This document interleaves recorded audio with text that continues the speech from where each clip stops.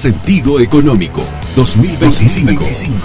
8 de la mañana y 56 minutos en la República Argentina, y como cada miércoles, tratamos de que sea cada miércoles, le damos la bienvenida a un nuevo episodio de Sentido Económico, en este caso el número 166, hoy con el señor Sebastián Bordato, vía remota desde Río de Janeiro.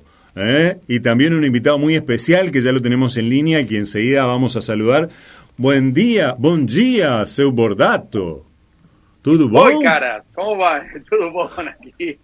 Muy linda mañana, un cielo celeste acá en el balcón del hotel, que no lo vamos a decir. Claro, que se pongan. ¿Cuál es? Si en quieren. algún lugar, claro, en algún lugar de Barra da Tijuca, con un cielo tremendo, Ale, un clima hermoso. Me tocó una semana espectacular aquí en Barra da Tijuca y en todo lo que es Brasil, que tiene algunos datos muy, muy particulares que los vamos a charlar porque vamos a tener un invitado especial que de estos temas también sabe, porque la economía se analiza a través de ciertos factores, ¿no? Demográficos, socioeconómicos, no es solamente si el dólar sube o baja, y te cuento que, les cuento que Brasil tiene un montón de estados, ¿no? El estado de Río de Janeiro no es de los más grandes, además es de los más pequeños, pero igual es gigante.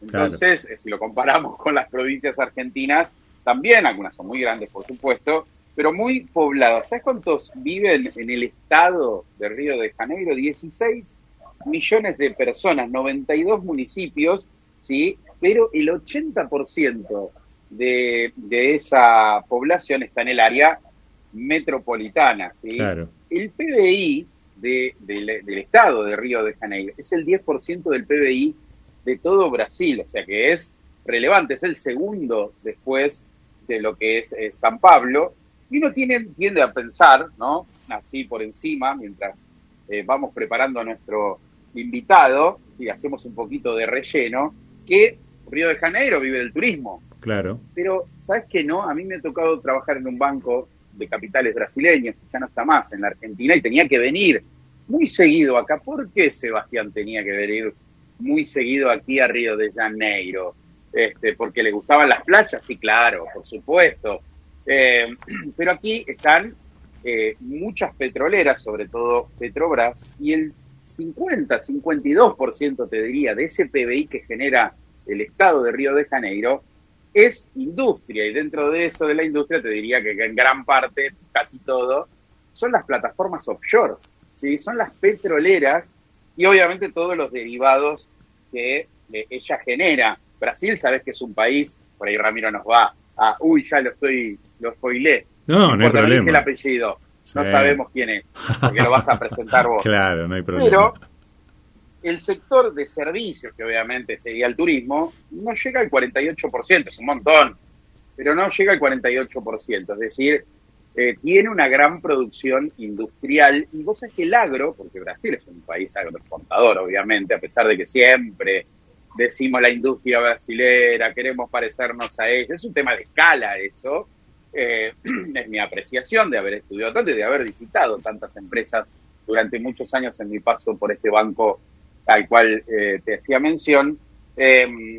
La agricultura no existe acá, es el 0,6 de ese 10% del PBI, así que casi 70%, como decías, el petróleo y sus derivados, y después obviamente hay mucho químico, siderurgia también, vehículos, ¿sí? Metales no ferrosos, terminan de completar ese 52% que tiene la parte industrial. Así que es bueno comparar. Casi 6 millones de personas viven en el área metropolitana. No hay un centro y una plaza que uno diga, esta es la plaza central de Río de Janeiro, sino que, por supuesto, tenés la ciudad principal, que es Lapa, y tuve la oportunidad de visitarla varias veces, y ahora en esta oportunidad también, es el lugar donde están los arcos, donde están las escadas, esas escadas coloridas, las escaleras. Donde todo el mundo se saca la foto, claro. Exacto. La foto del turista, yo le pongo otro nombre, pero no lo puedo decir acá. pero siempre es lindo, ¿no? Venir en modo turista. A mí me gusta observar ciertas dinámicas, comportamientos económicos y sociales, y particularmente yo que me encuentro en Barra de Tijuca es el lugar más topi. Acá están los multimillonarios. Esta noche fuimos a un pequeño centro comercial que tiene aquí y hemos visto 2 Ferraris, un cantante muy famoso de aquí, que manejaba uno de ellos, un par de Porsche dando vueltas ahí, y la típica, esto no es como Copacabana, sí, la avenida doble falla para cada lado, ¿no? Claro. Sus palmeras, y pocos locales o butecos, como le dicen aquí, frente a la playa. Así que arrancamos el programa describiendo un poquito el mar. Aquí es de los más limpios en Barra de Tijuca, ¿sí? Barra de Tijuca, San Conrado, están, como decir, ellos le dicen al oeste porque no es lineal, digamos, la playa, claro, el este no está aquí mirando hacia el fondo del mar, sino que sale de un costado y se oculta al otro costado, porque las playas van tomando distintas formas. Sí, es el caso por ahí de Copacabana y Ipanema, son más multitudinarias. Aquí es, verdaderamente parece Miami esto, es muy lindo, barrios privados, todos los barrios son pocos comercios, como te digo, y vehículos que uno los mira y dice, qué lindo, qué bien que están. Qué bien que vive esta gente. Sí. Y voy a hacer una mención. Yo tuve la suerte de poder ir a Buenos Aires hace poco, ya modo turista, y haber hecho el paseo de la cancha de River Plate, el Monumental. ¿Sí? Fui al Maracaná, es muy lindo, pero la verdad está destruido a comparación de la cancha de River. El invitado sé que se va a sumar en esto. Verdaderamente Buenos Aires tiene cosas europeas a un nivel muy, muy lindo, y es una lástima que un estadio como el Maracaná, con la historia que tiene, esté tan descuidado por fuera, por dentro. Pero bueno, una historia hermosa para los que nos gusta el fútbol, espectacular. Y así iniciamos, si querés, esta parte medio turista. Claro, a ver, yo me estaba imaginando, y lo voy a introducir acá a nuestro invitado también, una especie de por el mundo, pero de análisis económico. Me encanta, de que hagamos un contenido, claro, quiero que hables de River, de que vos seas una especie de Fedeval, claro, conduciendo, digamos, el programa por el mundo, pero digamos con el análisis económico y teniendo un invitado, ¿sí? Que bueno, no voy a decir el invitado que primero se me ocurre porque lo quiero tratar bien a nuestro invitado de hoy, que es Ramiro Castiñeira, que es un amigo de este espacio, economista, director de Econométrica, integrante del Consejo Asesor Económico del presidente Javier Milei, nada menos. Así que, Ramiro, te damos la bienvenida y te dejo que hagas una catarsis con respecto a esto que dijo Seba Bordato y que lo envidiemos acá en Oberá, Misiones. En este momento tenemos un día horrible, muchísima humedad, se está por largar a llover, tenemos alerta naranja, así que bueno, en estas condiciones en cada uno de los lugares. Y a Ramiro, que te tenemos en Buenos Aires, ¿no? Ramiro, ¿cómo estás? Gracias por este momento que nos brindas. Hola, ¿qué tal? ¿Cómo están? Sí, yo estoy acá en Buenos Aires, en una de las mejores ciudades del mundo. Pues uno puede recorrer un montón, pero la ciudad de Buenos Aires es encantadora, así que la verdad que yo tuve la suerte de viajar mucho por el mundo y no tengo duda que de las mejores ciudades es Buenos Aires. Bueno. Y en particular tiene en este momento tiene el estadio de River, de los cuales es pero por lejos uno de los mejores del mundo, y sin duda ya es el mejor de Latinoamérica en este momento. Vos sos de River. ¿Sos de River? Mira, soy de River, pero te lo digo objetivamente. En este momento el estadio de River mejoró notablemente y se nota la plata que le estuvieron pusiendo en los últimos años y todas las mejoras que le estuvieron haciendo en los últimos años, y realmente el estadio hoy de River es primero, aparte le ganó en la capacidad de espectadores, claro, al Maracaná. Ya ahora sí es el más grande de Latinoamérica, y encima que está renovado. Y estos numeritos que tiró Bordato desde Brasil, ¿qué te dan, digamos, como para hacer un comentario, una evolución, una pared ahí? Bueno, a ver, Brasil siempre antes era para tomar una dimensión de escala, uno multiplicaba por 4 más o menos Argentina y ahí tenías un Brasil en lo que es magnitud, no en el PIB per cápita, obvio, pero sí en la cantidad de población, en la cantidad de PBI nominal, ¿no? Nosotros andábamos en los 500.000 millones de dólares, ellos ya andaban en los 2 billones de dólares de PBI.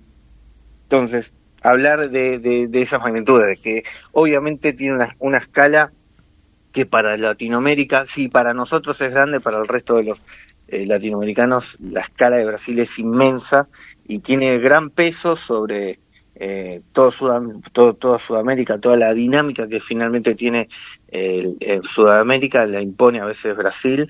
Y bueno, lamentablemente las últimas décadas con esto del Estado presente y la patria grande y todo eso que también llegó a Brasil, no a la escala de que sucedió en Argentina, pero sí tuvieron su evento de patria grande a punto tal que aumentaron el déficit fiscal a magnitudes inmanejables, y que todavía no saben cómo hacer el ajuste fiscal, algo que acá ya hizo Javier Milei, allá el paso de Lula en su momento no desbordó el gasto público, bueno, hoy todavía lo tienen con un gasto público completamente desbordado, después de tantas presidencias, y bueno, y ahora la pregunta va a ser, bueno, ¿y Brasil finalmente cuándo va a equilibrar las cuentas públicas? Porque los argentinos saben muy bien que el Estado presente sale plata y se termina expresando mucho endeudamiento y comerse las reservas.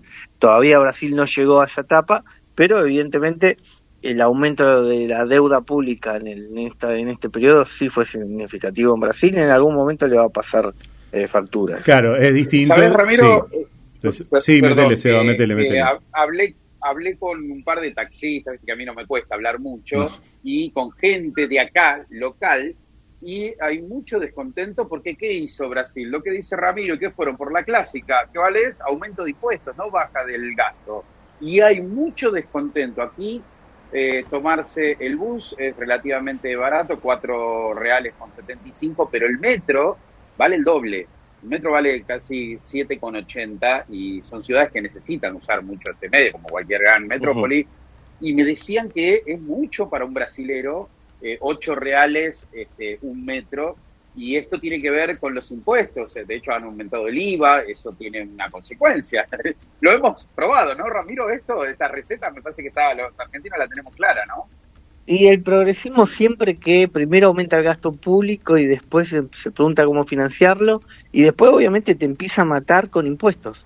Y en Brasil en particular es un gran ejemplo de que de hecho Lula habla de aumentar el IVA directamente, creo que lo llevó a, bueno, no a un número mayor del que estaba en 21, creo que lo llevó a 27. A 28 creo. Sí, a por 28. Lo menos las 28. líneas aéreas y algunos rubros particulares están en 28, sí, es un montón. Bueno, por eso te digo que el gasto público se torna inmanejable y como le quieren esquivar o le tienen terror a ajustar las cuentas públicas, terminan ajustando al sector privado, aumentando los impuestos, lo que ya sabemos, ¿no? Eso termina afectando el nivel de actividad, frena la economía. Finalmente todo el deterioro que genera toda esta gente irresponsable en el manejo de las cuentas públicas se termina pagando con menor nivel de actividad. Y Brasil también es un país que hace más de una década que no crece, ¿eh? Sí. Brasil, así como Argentina. O sea, finalmente todo el verso de la patria grande lo único que hizo fue destruir economías o estancarlas. Destruirlas como puede ser Bolivia y Venezuela y estancarlas como puede ser Argentina y Brasil. Así que, pero bueno, fue la misma desgracia que vivió, ¿no?, la región con todo el verso del Estado presente y estar aumentando el gasto público de manera irresponsable. Ramiro, antes estuvimos mirando Seba, un informe, ¿no? Que emitió Econométrica hace unos días. Antes de hacerle la primera pregunta en función justamente de ese informe, les cuento que Grupo IEB, empresa líder en el mercado financiero, brinda soluciones de financiamiento a individuos y empresas. IEB, agente de liquidación y compensación y agente de negociación integral, matrícula CNB 246. En ese informe, Ramiro, al que hacemos alusión, mostrás el descenso de la inflación, donde se ve claramente que la inflación de servicios es más alta que la de bienes desde hace un tiempo. ¿Seguimos muy atrasados en servicios y en todo caso hasta cuándo puede llegar a sostenerse esta situación? A ver, primer punto, la inflación general, que está bajando notablemente desde el 25% mensual que cuando asumió Javier Milei al actual 1,5 fue el último dato del mes de mayo. Posiblemente junio se mantenga en ese valor, esté en torno al 1,5%, ya te empiezo a adelantar de cómo está viniendo los datos para el mes de junio, pero bueno, primero está marcando un notable descenso del proceso inflacionario, y dentro de ese descenso inflacionario el que está bajando más rápido el mundo de los bienes que el mundo de los servicios. Cada uno tiene su dinámica, sus tiempos, así que no es nada más que eso, es advertir que cuando afloja la inflación, o cuando sube la inflación, el primero que reacciona es alimentos y bebidas, o si querés los bienes, y después cuando afloja nuevamente pasa lo mismo. Los que aflojan más rápido en el proceso inflacionario también son los bienes y después los servicios. Así que es un rezago natural que tiene la macroeconomía, de que servicios demora un poquito más, ¿no? Tomémoslo al ejemplo de Argentina, como por ejemplo devalúa fuerte y ajustan precios de bienes rápidamente, pero el peluquero no te ajusta tan inmediatamente. Claro. Tras la devaluación. Primero, ¿no? Viene la devaluación, después viene que los precios en el supermercado empiezan a subir, y ahí el peluquero se da cuenta que tiene que subir los precios porque si no, no puede comprar la misma cantidad de bienes con sus servicios. Entonces, por eso fíjate que la dinámica de los servicios finalmente es con un rezago dentro del rezago que ya tiene obviamente la dinámica de precios. Bueno, dentro de servicios también tiene su rezago los que demoran más en actualizar al nuevo valor de la moneda, porque este punto no es menor, porque finalmente el sector privado lo que hace son transacciones entre privados, y por lo tanto son contratos entre privados. Lo que te estoy diciendo, otra manera de decirlo es, dado que el valor de la moneda cambia, los bienes actualizan más rápido los precios al valor de la moneda, y los servicios demoran más en actualizar los precios al nuevo valor de la moneda, sea que suba o sea que baje. Entonces lo que estamos viendo es eso, de que bienes actualizó más rápido la información disponible sobre el valor de la moneda, y servicios demora un poquito más, y todavía estamos viendo cómo algunos todavía están ajustando. Ahora, hay algunos también que tienen que ver con cuestiones más macro, como por ejemplo los servicios de energía eléctrica y ese tipo de cosas. ¿Qué esperar en ese aspecto en donde todavía hay de por medio algún sinceramiento, por ejemplo, de subsidios, Ramiro? Mira, el tema subsidios, durante este año y medio se sinceró la mayor parte de todo lo que es los servicios regulados, ¿no? Uh-huh. Así que yo te diría que más del 80 a 90% de lo que había que hacer en materia de ajuste ya se hizo. O sea que lo que queda es muy poco. Por lo que queda, si queda algo en algunos sectores, es muy poco. La cuestión gruesa ya se hizo. Es decir, hoy los servicios públicos los paga el consumidor, no los paga más el Estado.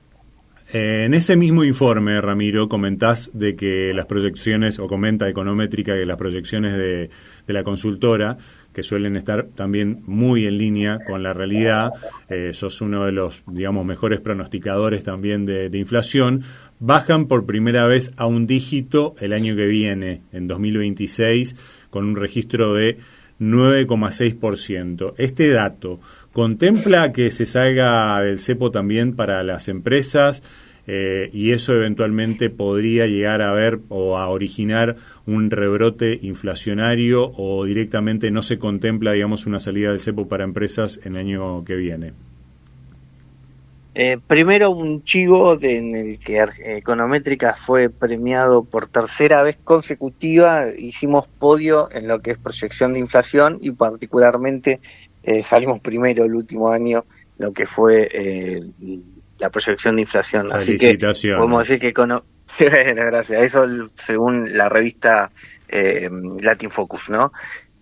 Por lo tanto, Econométrica le está pegando, por lo menos los últimos 3 años, ya te digo, podio en los últimos 3 años. Y respecto para el 2026, sí, ya estamos proyectando una inflación que va a ser de un dígito anual, va a estar por debajo del 10% todo el 2026 del proceso inflacionario, y esto es producto de que, bueno, el trabajo realizado, ¿no? Se equilibraron las cuentas públicas, parece fácil decirlo, pero era un déficit fiscal de 15 puntos del PBI, así que tomemos dimensión de lo que estamos hablando.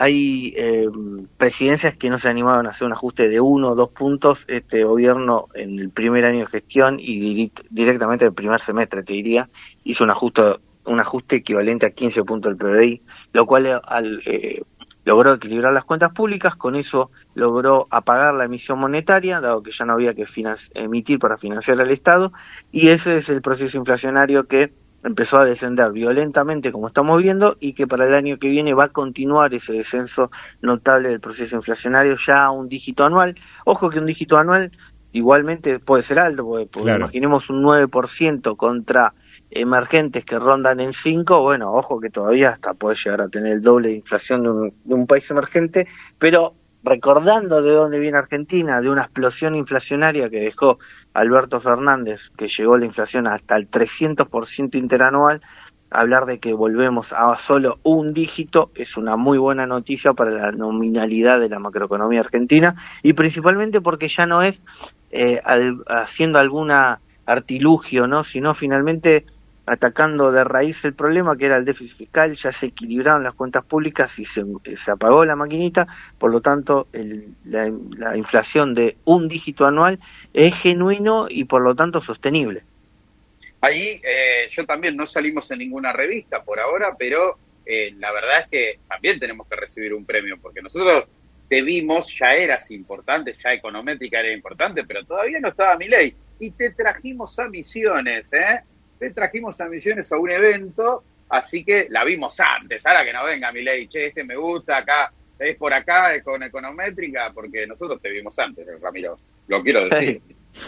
Cuando quieran vuelvo a Misiones a charlar un rato de economía con ustedes. Bueno, antes de seguir y hacerte una pregunta más y darle también paso a Seba, les cuento que Net Finance acompaña el crecimiento de las inversiones personales y el financiamiento PYME, optimizando los flujos de caja desde el litoral y con presencia en todo el país. Net Finance, agente asesor global de inversión, matrícula CNB 1158. Ramiro, el tema de las reservas, tan discutido tema de las reservas. No estamos cumpliendo con esa meta por el momento de 4.000 millones, están los bontes, están los repos, pero vos también deslizás que podría intervenirse en el mercado de cambios comprando reservas. De ser así, ¿qué impacto tendría? Porque, bueno, en un principio también comprar reservas haría subir el tipo de cambio e inyectaría en la economía más pesos, y la pregunta es de dónde saldrían esos pesos si no son de la maquinita. Y te agrego un itemcito que me quedó del anterior sobre si habrá o no levantamiento del cepo para empresas el año que viene. A ver, primer punto, reconocer que Argentina fue saqueada.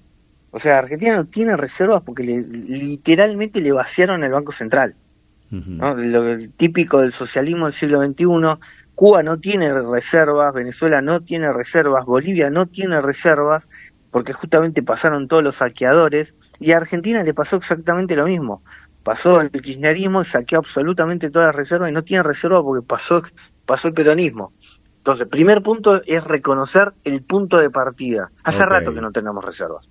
Después, en simultáneo, no solo te liquidaron el activo, sino te emitieron a lo pavote estos. Solo el último año fueron 13 puntos del PBI en emisión monetaria en el 2023, o sea, te desbordaron la macroeconomía de pesos. Entonces, cuando vos tenés la macroeconomía desbordada de pesos, fíjate que el desborde fue de tal magnitud que todavía estamos hablando de inflación, aún apagando la maquinita, estamos hablando de que vamos a tener una inflación, si bien de un dígito, todavía la más elevada de la región, y no es por emisión monetaria en este momento que de hecho no se emite, justamente fue todo el rezago de toda la emisión monetaria todavía termina impactando en precios. Si hay impacto de precios, significa que todavía hay exceso de pesos, se está depurando la macroeconomía, la economía crece, Y como el Banco Central no emite, agarra liquidez de todos los pasivos remunerados, de todas las letras de corto plazo, que era donde el sector privado se escondía al proceso inflacionario en el marco del cepo. Lo que te quiero decir es que mientras haya inflación, evidentemente hay exceso de pesos, y si hay exceso de pesos, si vos comprás dólares, estás emitiendo pesos. Entonces vos tenés que primero, o el objetivo, o tal como lo entiendo yo, es, si hay exceso de pesos, yo no puedo estar emitiendo pesos. Entonces, primero mato la inflación y después compro reservas. Lo que pasa es que acá muchos analistas, o si querés, hay una desesperación de que como que se quiere hacer todo a la vez. No, vos matás la inflación y a la vez comprar reservas. No, hermano, no se puede hacer las dos cosas a la vez. O mato la inflación o compro reservas. Porque el comprar reservas obviamente es emitiendo pesos. Pero si hay exceso de pesos en la economía, no me conviene emitir pesos. Claro. ¿Y cuándo se agota el exceso de pesos en la economía? Cuando se mata la inflación. Entonces, estamos muy cerca de la situación de que el Banco Central finalmente, si querés, todo ese exceso de liquidez que había en la macroeconomía se termine agotando. Te estoy hablando que en el 2023 el exceso de pesos, solo medido por las LELIQs, eran 60.000 millones de dólares. Entonces, todo contenido con las LELIQs. Hoy ya, por suerte, ya no existen las LELIQs, parte ahora eran las LEFIs, que ahora no van a existir más las LEFIs. Ahora todo se está canalizando en el ECAP, que vos fíjate que se está estirando los plazos, por lo tanto, pero sí te está marcando de que todo el proceso de liquidez excedente que tenía la economía finalmente se va agotando. A medida que se va agotando se equilibra la oferta y demanda de pesos, y por lo tanto en un momento se mata la inflación. A partir de entonces, ahí cuando hay nueva demanda de pesos, es que el Banco Central estaría habilitado a comprar dólares y por lo tanto a emitir pesos, dado que hay demanda. Eso para, si querés, en lo estructural. Sí. En el medio, el gobierno dijo, bueno, yo no voy a emitir, todos quieren que acumule reserva, pero yo no voy a aumentar la inflación solo por comprar dólares que este gobierno no reventó, sino que el Banco Central estaba reventado cuando llegó, no tiene reserva desde que llegó.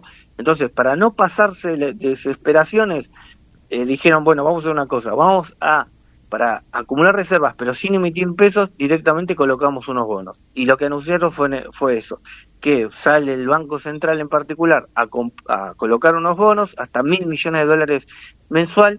¿Para qué? Para poder aumentar las reservas sin necesidad de emitir pesos, por lo menos hasta el periodo de que se mate la inflación.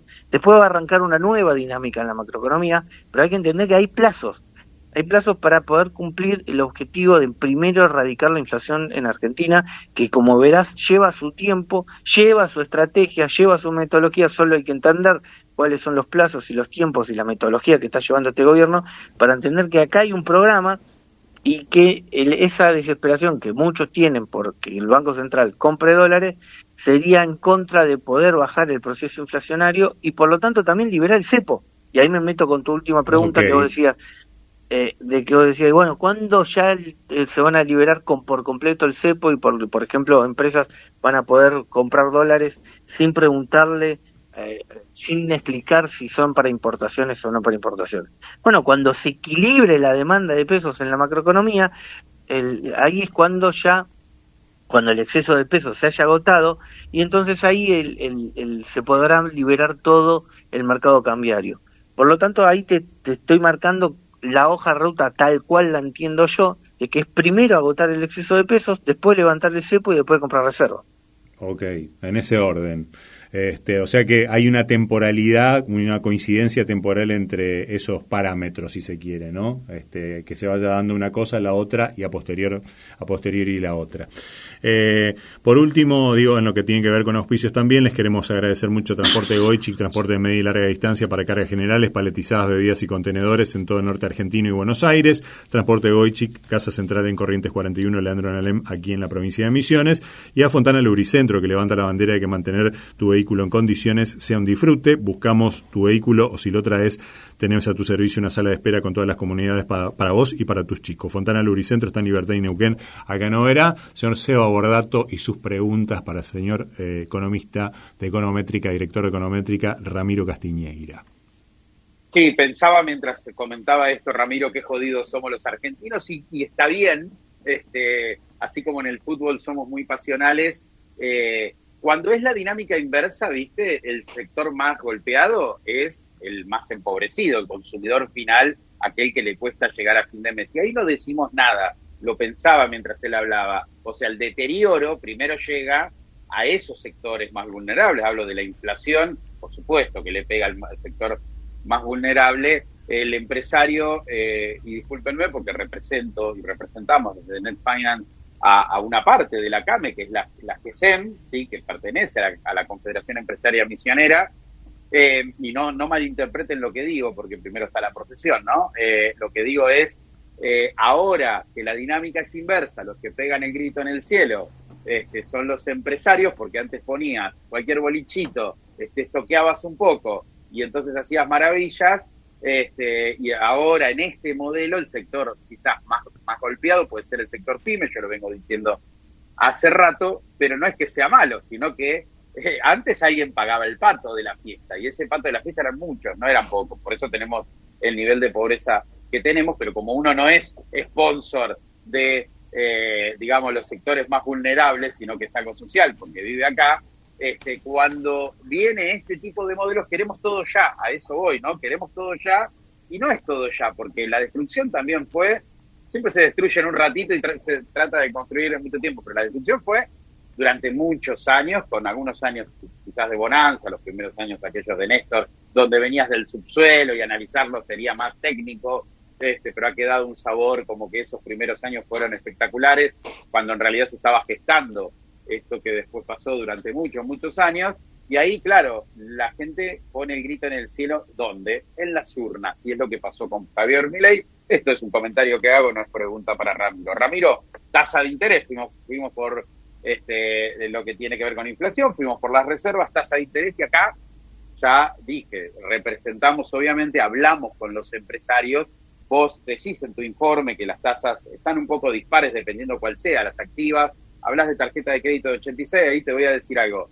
A mí me llega el resumen, yo siempre me gusta verlo, por suerte puedo pagar el total de mi tarjeta de los consumos que hago, pero si quisiera refinanciar, yo que no soy responsable de cripto como persona humana, esa refinanciación está en un CFT, porque le tenés que agregar el IVA que no podés descargar, en 175%, préstamos personales en 110, préstamos al sector privado que van 45 cuando le metes un poquito de impuestos, viste que tiene la Argentina todavía, esto se hace medio inviable, vamos 17 meses y tenemos una inflación acumulada que si bien viene bajando muy importante, con un dólar que prácticamente está igual que en enero del año pasado, un poquito más arriba, pero ahí nomás.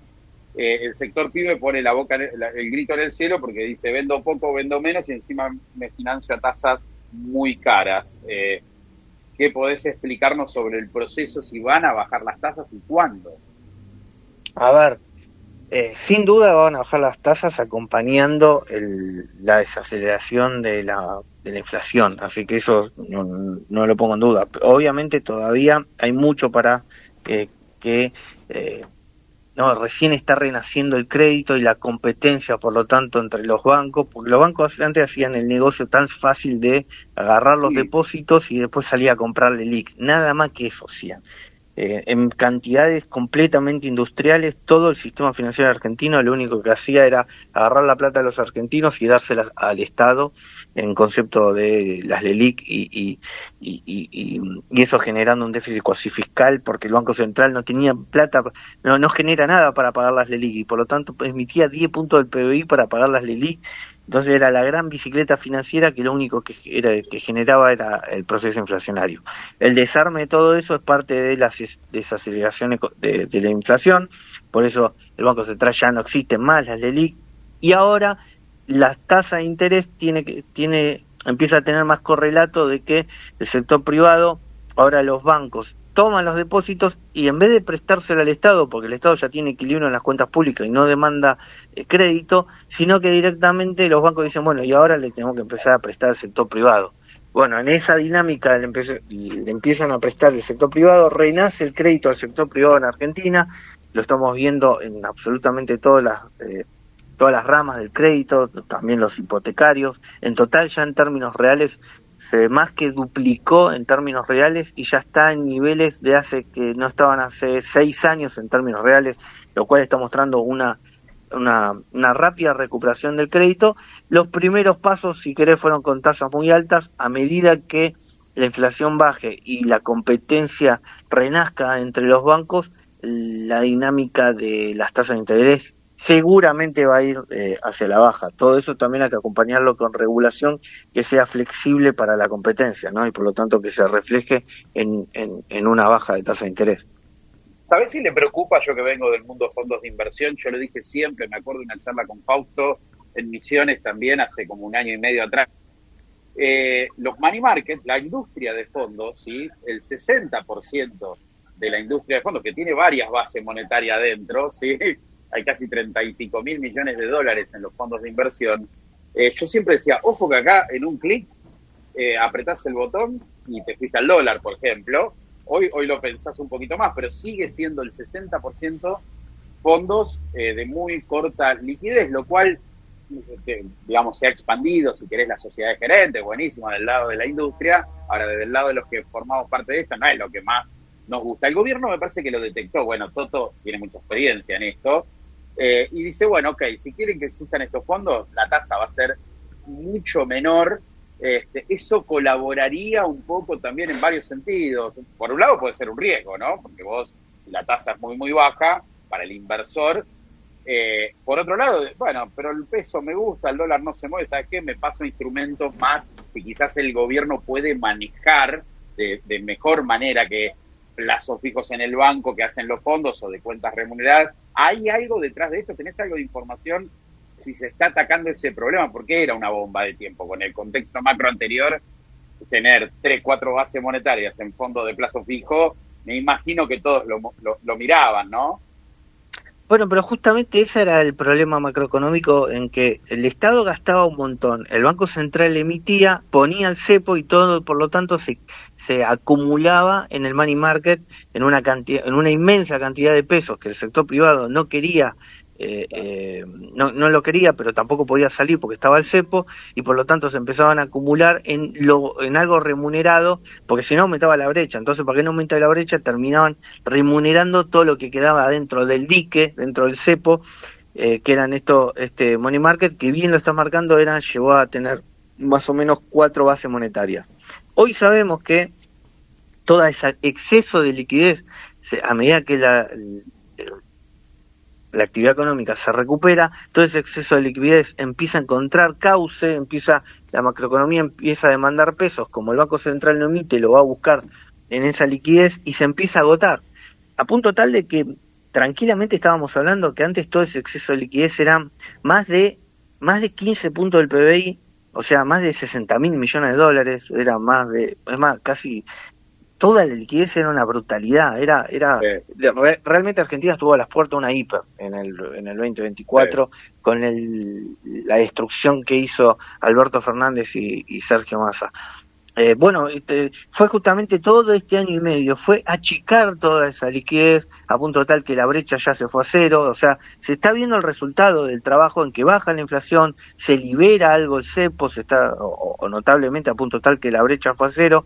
A medida que se termina, esto es un proceso, un trabajo de que va a demandar más o menos, vamos año y medio, total, quizás un año más, pero finalmente Argentina todo ese exceso de pesos lo termina agotando. O sea, fíjate lo que se emitió durante la última gestión de Alberto Fernández, de que pudiste pasar 2 años más sin emitir un peso. Sí, pero te pregunto esto, ¿no te asusta un poquito? No sé, contéstamelo. No asusta. Voy a punto, la tasa?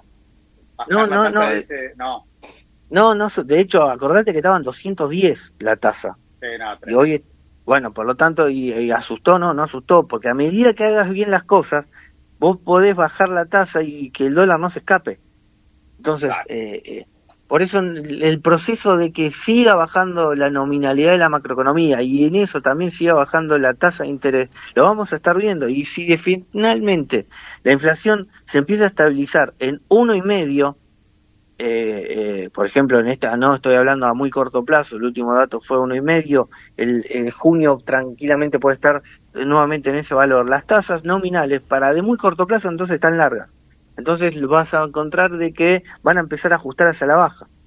Pero hay una estrategia ahí el gobierno siempre lo dice, esto es muy técnico, ¿no? Quizás algunos colegas míos me van a matar, pero yo estoy de acuerdo con esto de regular un poquito más, porque los fondos de inversión son un producto del mercado de capitales.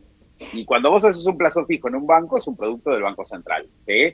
Entonces, si vos bajás la tasa de los money market con algunos tipos de encaje o regulando un poco, podés lograr de que ese dinero vaya al sector privado, porque la bolsa es para eso, ¿no? Es para prestarle todo al Estado, que era el crowding out que se hacía. Yo lo veo así, me imagino que el gobierno va por esa vía, ¿no? Entiendo de que sí, en el sentido de que como la macroeconomía va para esa vía, por el simple hecho que el Estado ya no tiene déficit fiscal. No quiere, claro. No claro. Tiene déficit, por lo tanto no va a buscar plata, porque directamente no tiene para qué, está en equilibrio. Entonces, Totalmente. La macroeconomía, sí o sí, todo el exceso de liquidez va a encontrar cauce, viene en crédito, viene en nivel de actividad, pero va a encontrar cauce. A medida que se va agotando, entonces uno puede sacarle ladrillos al dique, ¿no? O al cepo Claro. se sigue desarmando, y también se sigue desarmando la zanahoria para que te quedes adentro del dique, que era justamente la tasa de interés. La nominalidad de la macroeconomía va hacia la baja porque se están haciendo bien las cosas. Y además el propio gobierno quiere bajar la tasa porque si bien no necesita la plata para el déficit fiscal, sí para esterilizar, con lo cual toma deuda. De hecho le ha ido muy bien en las últimas licitaciones, pero paga una tasa. Así que el gobierno también, y no le debe gustar nada, con lo cual me imagino que ahí el gobierno, y de esto dicho al empresario, es el más deseoso de que la tasa baje. Quizás hay libre competencia y vas a tener tasas muy dispares, habrá que esperar un poco para eso. Te meto así rapidito en el mercado. ¿Qué pasa, Ramiro? Ahí te voy a picantear. ¿Qué pasa con el mercado? O sea, Estados Unidos ya tocó otra vez niveles de antes de enero que todo el lío de Trump y qué sucede. Argentina 23% abajo, lo del CIT en tu informe. ¿Qué pasa con el riesgo país? Íbamos a 500, estamos en 650. Vamos, ¿qué está pasando con Argentina? Bueno, evidentemente lo que llamamos el riesgo Cuca termina pesando. Argentina se va hacia las elecciones y bueno, es una realidad de que finalmente, quieras o no, Argentina está discutiendo el modelo económico, y dentro de ese modelo económico estábamos hablando de que la propuesta del kirchnerismo fue saqueo a todo el sector privado. Entonces eso genera un riesgo país importante, de que, bueno, ojo, que acá hay todavía, después de toda el agua que pasó, e incluso hoy que es un día donde finalmente hay muchos condenados, aún con toda esa agua que pasó, hay gente que todavía está apostando al modelo anterior de saqueo generalizado al Estado, a las arcas públicas, al sector privado. Entonces, eso te genera un piso de riesgo país no menor que no hay que subestimar, porque déjamelo resumir así. Imagínate países desarrollados, vamos a resumir la idea de un país, ¿no? En la idea de subirse al auto y no para irse de vacaciones. Y por ejemplo, cuando se sube toda la sociedad al auto, ¿no? Imagínate, hay 4 plazas y bueno, 4 integrantes de la sociedad, 4, o si querés 4 partidos políticos del mismo país, que es el auto, ¿no? En esta gran analogía que estoy haciendo, pueden discutir diversos temas. Por ejemplo, qué música en el trayecto que van a hacer yéndose de vacaciones, qué música escuchar, ¿no? Por ejemplo, no, algunos van a decir, no, vamos a escuchar Soda Stereo, el otro van a decir, no, vamos a escuchar Shakira, y bueno, y la discusión será apasionada, pero fíjate que están discutiendo un tema que no es el rumbo. O sea, están discutiendo, si querés, el parte de, si bien la música dentro del auto es parte del viaje, no se está discutiendo el rumbo. Argentina en particular, ahora llevo ese ejemplo a Argentina, se suben los partidos políticos y no van a discutir el tema, directamente van a discutir el rumbo, si el auto tiene que ir hacia las montañas o hacia el mar. Cosa que el otro auto de los países desarrollados, esa discusión ya la saldaron.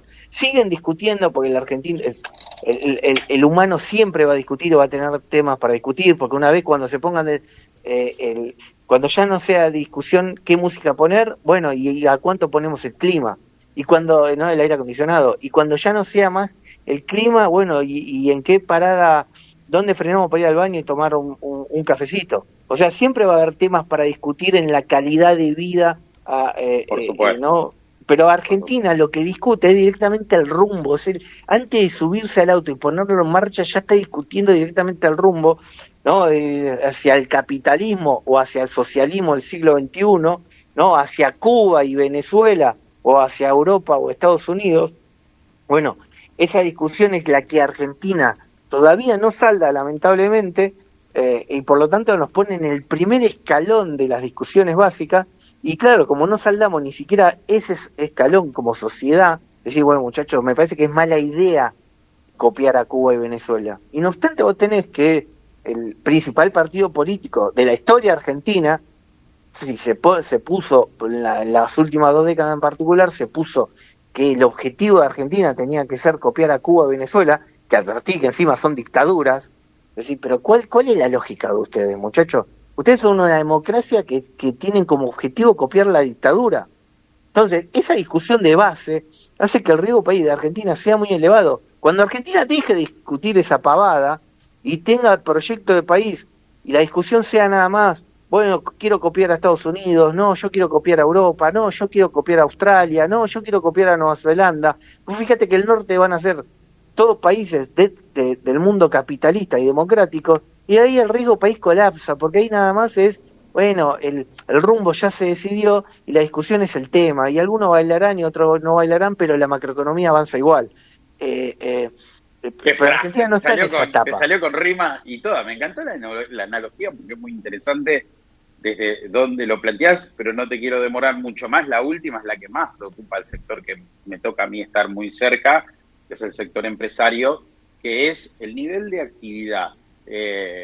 Vos hiciste algo que la verdad me llamó la atención, un análisis, no la atención porque te conocemos, digamos, sos muy objetivo a pesar de que formes parte del consejo. Vos sos un privado que lo único que hace es tener su consultora y si Meley te escucha bien y si no te escucha también bien, pero hiciste un informe hace unas semanas atrás sobre el sector de la construcción, muy importante en la Argentina por distintos motivos, no me voy a explayar, y fue bastante duro o bueno, pero no hacia el Estado, sino hacia la realidad. O sea, no tapamos el sol con las manos, ¿no? Sin embargo, en este último informe, cuando hablas de, hay algo de recuperación en ese sector, que es obviamente un motor de la economía, ¿cómo estás viendo el nivel de actividad en general? Vos hiciste, digamos, un foco en ese último informe que gentilmente nos pasás a nosotros, que estaría recuperando un poco el nivel puntualmente de la construcción. Habías hablado del peligro de la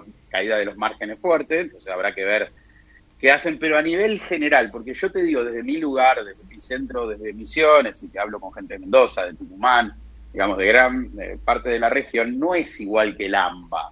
Entonces, ¿cómo se está viendo ese nivel de actividad general primero? Y te voy a meter en la construcción en particular, y con eso ya vamos cerrando.